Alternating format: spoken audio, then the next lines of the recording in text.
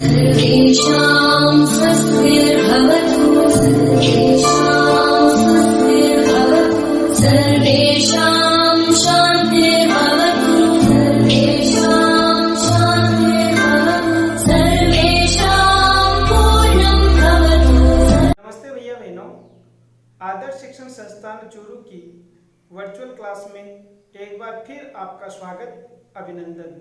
आज हम कक्षा 6 की तीसरी पुस्तक सामाजिक एवं राजनीतिक जीवन के तृतीय अध्याय सरकार क्या है, इसके बारे में जानकारी प्राप्त करेंगे।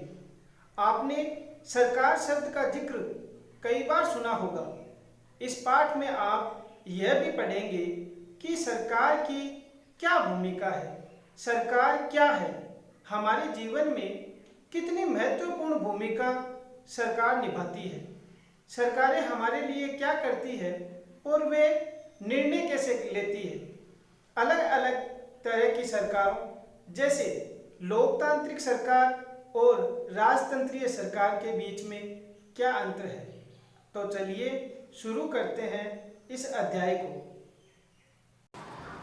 इस अध्याय में हमें जो सीखने के प्रतिफल दिए गए हैं वो इस प्रकार हैं। सरकार की विभिन्न स्तरों की समझ, स्थानीय और राज्य स्तरीय सरकार का तुलनात्मक विश्लेषण, सार्वभौमिक वयस्क मताधिकार और चुनावी प्रक्रिया की समझ। सरकार क्या है? सरकार कुछ निश्चित व्यक्तियों का समूह होती है जो राष्ट्र तथा राज्यों में निश्चित काल के लिए तथा निश्चित पद्धति द्वारा शासन करती है। सरकार के मुख्य 3 अंग हैं: व्यवस्थापिका, कार्यपालिका और न्यायपालिका। सरकार के माध्यम से राज्य में राज शासन नीति लागू होती है। सरकार के तंत्र का अभिप्राय उस राजनीतिक व्यवस्था से होता है जिसके द्वारा राज्य की सरकार को जाना जाता है। भैया बहनों, सरकार किसी लोकतांत्रिक देश के लिए क्यों जरूरी है, आइए जानते हैं। निर्णय लेने तथा काम करवाने के लिए सरकार की आवश्यकता होती है। सरकार विभिन्न मुद्दों पर निर्णय लेती है, जैसे सड़कें कहाँ बननी हैं, किस प्रकार की बनानी है, कितने स्कूल खोले जाने हैं, कितनी तरह की सुविधाएं लोगों को मिलनी है जिनसे उनकी दशा सुविधाजनक हो सके। सरकार को कई सामाजिक मुद्दों पर निर्णय लेना पड़ता है।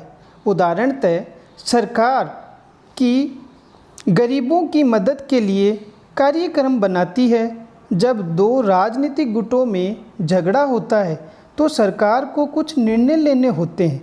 सरकार का देश की सीमा सुरक्षा का जिम्मा भी होता है। इसे अपने पड़ोसी देशों से मधुर संबंध भी रखने पड़ते हैं। सरकार को यह सुनिश्चित करना पड़ता है कि हर नागरिक को समुचित भोजन व्यवस्था मिल रही है या नहीं। किसी प्राकृतिक आपदा की स्थिति में सरकार को प्रभावित लोगों की मदद के लिए राहत कार्य भी पहुंचाना पड़ता है। सरकार को नियम कानून बहाल करने पड़ते हैं ताकि सभी लोगों में भाईचारे का वातावरण बना रहे। सरकार के विभिन्न स्तर हैं, जैसे केंद्रीय स्तर या राष्ट्रीय स्तर। यह सरकार का सबसे शीर्ष स्तर है। केंद्र सरकार का काम राष्ट्रीय हितों की देखभाल करना है। प्रधानमंत्री केंद्र सरकार का मुखिया होता है। केंद्र सरकार देश की राजधानी नई दिल्ली से काम करती है। राज्य स्तर, हर राज्य की अपनी एक सरकार होती है। मुख्यमंत्री राज्य सरकार का मुखिया होता है।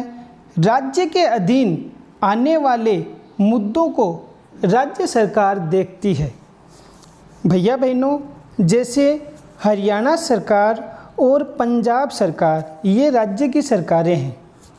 सरकार के स्तर, जिला स्तर पर सरकार चलाने का काम सरकारी अधिकारियों के हाथ में है। इन अधिकारियों को लोक सेवक सिविल सर्वेंट कहते हैं।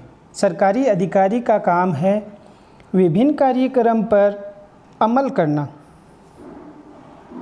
सरकार का जो निम्न स्तर है वह है गांव स्तर। गांव के स्तर पर सरकार का मुखिया सरपंच होता है। गांव के स्तर पर की सरकार को ग्राम पंचायत कहते हैं। इसका काम है स्थानीय मुद्दों को देखना। आप में से भी कुछ भैया बहन जरूर गांव से संबंध रखते होंगे। आपने देखा होगा गांव में घटने वाली घटना हो या गांव की कोई समस्या हो, गांव का सरपंच या पंचायत बुलाकर उसको हल करता है।